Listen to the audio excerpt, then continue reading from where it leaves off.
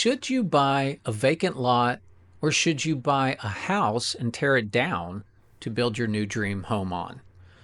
We deal with a lot of customers that are looking at both scenarios.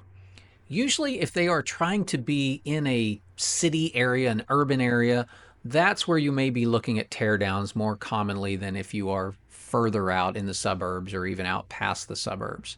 So, what are the advantages and disadvantages of each? Well, when it comes to vacant lots, the advantage is obviously there is nothing to have to tear down. It is a more simple process to build a home on the lot because there's nothing there. What's the disadvantage to buying a vacant lot? Well, what you have to be careful about is if it was a subdivided piece of property, what is going on with the utilities? Are they readily available at the lot? If you have to bring them in, what is that going to cost you? You may, with a vacant lot, have a situation where, okay, there is no expense to tear a house down, but you have to spend $10,000, $20,000, $30,000 to bring utilities in to make it livable to build a house there.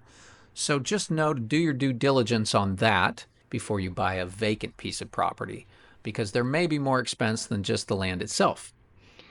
If the vacant land is a lot in a subdivision in a city, you probably don't have anything to worry about. It's all been platted, they all have utilities, that's a non-issue. But when you get further out and people are subdividing pieces of land, John Doe is selling an acre tract out of the 40-acre tract he had.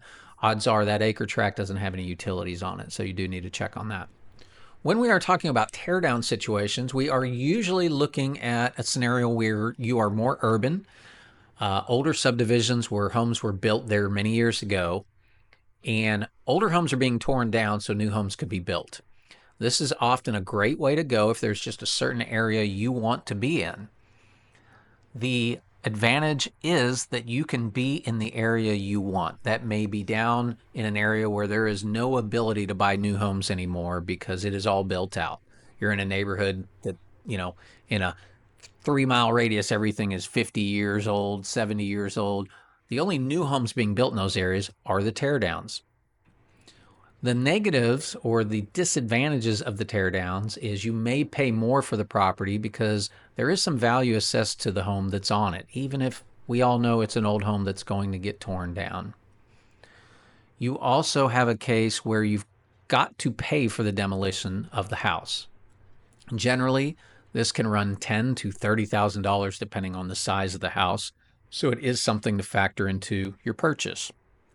On the positive side, utilities are usually not an issue because, hey, there was a house there previously and it had utilities going to it.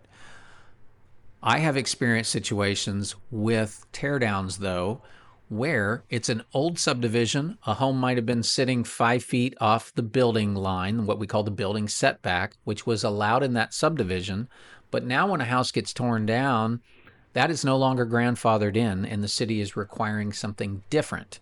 We just looked at a lot like this recently where the new city build line on a corner lot basically made it unbuildable.